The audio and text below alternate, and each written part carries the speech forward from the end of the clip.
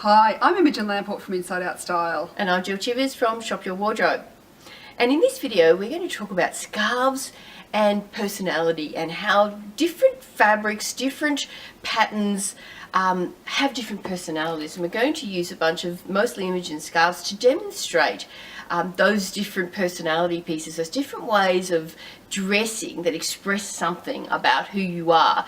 And some of you might be looking at Imogen and the scarf that she's wearing and thinking, this is not a typical kind of thing that she wears. And it isn't, but it illustrates the point about classic pattern and a classic styling here really, really well. Yes. So pattern also, you could also adapt this for patterns in clothes as well. Yes. We're just going to look at scarves just so that it kind of makes it a slightly smaller topic. Yeah. So here I am wearing a geometric pattern in a silk scarf. Yes. And a small square that is wrapped around my neck.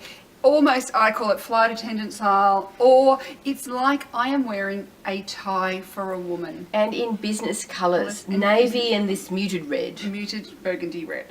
So what we've got here is, it's my version, it's the female version of a tie, which is why it fits into the classic style. Yeah. It's in a refined fabric as well. So classic is more corporate, more structured, smooth. Yeah, absolutely. So if you were wearing that in a blouse, it would be totally, you know, working for a law firm kind of thing. Yeah. Now, if we think about now, Jill, I have loaded up with scarves. Here I am here. So I'm just going to go through all sorts of different scarves here and talk about the different scarves.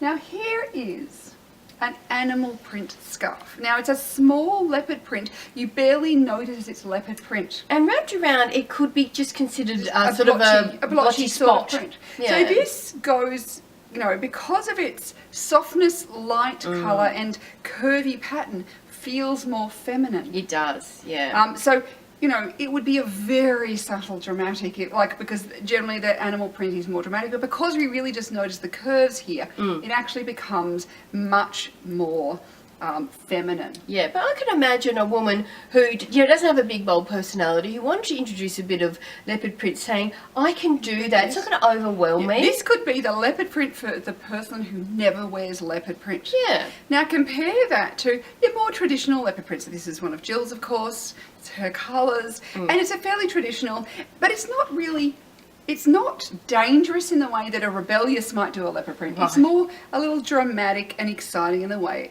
a dramatic would. But then here is a version of a leopard print that is mine. Now by adding the hot pink colour, there is also that element of drama to it. And I could imagine both of those in dresses or in blouses, and they would really add impact to an outfit. The larger amount you see of this sort of pattern, if we suddenly have, like, if it was a top, it becomes way more dramatic than if it's a small amount of scarf. So of course there's also the volume of what you see is going to make a difference. So leopard print is almost always dramatic or rebellious. Yeah, right? On the whole, apart from that one example. Yeah. In fact, I didn't even realise that scarf was leopard print. Yeah. Until we were looking at it. Now, here we could have some, say, elegant chic.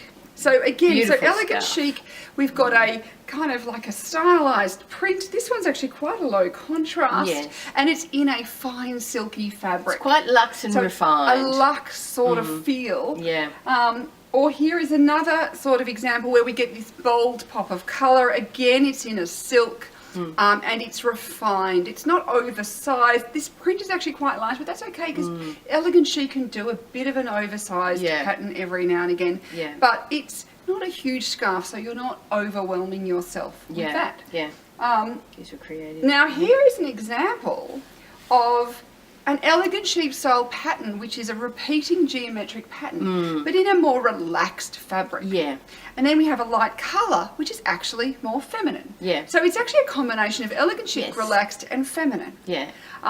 Here we have again a silk, which is softer, more elegant, but in a butterfly print, which is more feminine. But also interestingly, a spot, which is also that repeating pattern that also can be between feminine and elegant chic. Yeah. And that's what's so interesting about this, is that some things are clearly one thing, it's a dramatic thing, and some have borrowed from a few of the different personality styles of dressing, and I think that's what makes them so interesting. Yeah. So here we have some creative sort of scarves. So we've got more that kind of ethnic style of print on this. Yeah, that's almost a bit tie-dye. Well, tie-dye, but I'd say it's more that kind of ethnic Aztec-y sort of kind of print, which you often see more of the boho. Absolutely. Here we have a kind of abstract firework.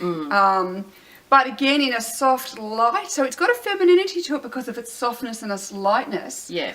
And then the colour contrast in that I find quite poppy. It's quite poppy. So it's actually got that element of drama. Yeah. But it's multiple small, tiny things too, Yeah. which brings it back to being a little feminine. Yeah. Now this is a little piece of Jill's, which is almost like a little collar, and it's creative. It feels handmade. It was. But I bought it at a market. it's also relaxed because it's nubbly. Yeah, It's right. got texture to it. So it's a relaxed, creative Yeah. little piece. Then if we look at this, we just go, this is actually one of my husband's scarves. This is just purely relaxed. It's solid horizontal stripes. Yeah. In fairly neutral colours, but with a bit of brown and grey and blue and so it's not completely plain. No. And it's not just, say, a small check, which for a man particularly too, but you'll see women wearing things like this as well. Absolutely. It's much more relaxed. It's in a wool as well, which is Yeah. all about practicality and keeping my neck warm. Yeah, absolutely. Versus here I have a range of feminine scarves. Here we have it's a floral print that's almost, it's bled out and abstract. So this actually creates the floral to be more creative. Wow. Because you're looking at it and you're going, it's actually not obvious floral. I didn't even know it was floral. But, and this is where it kind of gets that more creative, because it's a Right. floral that's almost like being, let's just pixelate it to the point where it's hard to recognise what it is. And the colour scheme there with the pink The being pink, softer? yes, is softer and lighter, and it's more traditionally, though it's got the navy, which it gives it a little bit more strength. Yeah, right. And a slightly high contrast, but Yeah. it's still fairly blended. Right.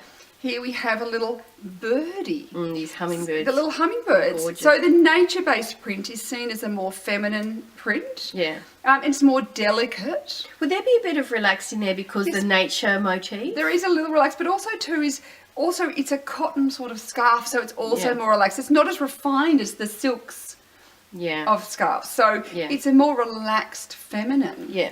And then here we have large colourful butterflies. Again, relaxed because it's in a in a cotton fabric, but because of the size of the butterflies, which are really quite overscale, Yeah. more dramatic, and so a bit of colour there. This feels very dramatic to me. But it's still of femininity because Yeah. butterflies are a feminine motif. So you can Right. start to see that different elements of prints Yeah. really bring out different elements of personality. And I think that's something that's really quite fascinating.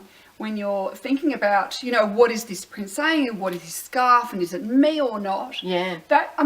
We can have lots of different versions of me. Absolutely. We can have lots of different, patterns and prints. And yes, Jill does animal prints on the whole, but I bet you there's something here and there that may not be entirely animal. Look, there's a few of these things that I think, oh, really, that's quite gorgeous. And occasionally I find myself in stores thinking, could I branch outside the leopard print? It's become such a branding kind of thing for me. Yes. Not that I'm Richard Branson or one of the Kardashians or anything like that, but I truly do love it. And I find also it's so easy to make the whole of my wardrobe work Yes. because it's built around that one print rather than multiple things. And that really helps me with keeping my wardrobe organised and curated.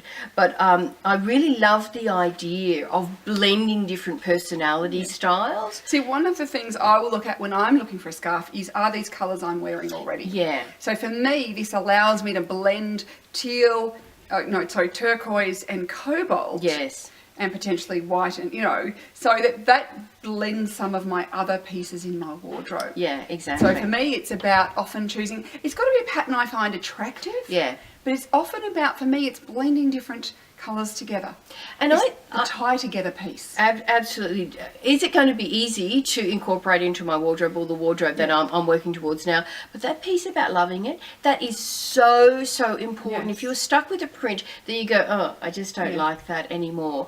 Life is too short to live wearing patterns that you just don't like. love. Yes. And that whole make it an 8 thing, if you're looking to branch into patterns or do more patterns, I would use that as your yardstick to say, if it's not an 8, I'm going to leave it behind. And it might mean I do a whole stack of no's before I get to a good yes. Yes. So they're just some of the ways you can read the personality of prints, whether they're in scarves or in any sort of garment. Yeah.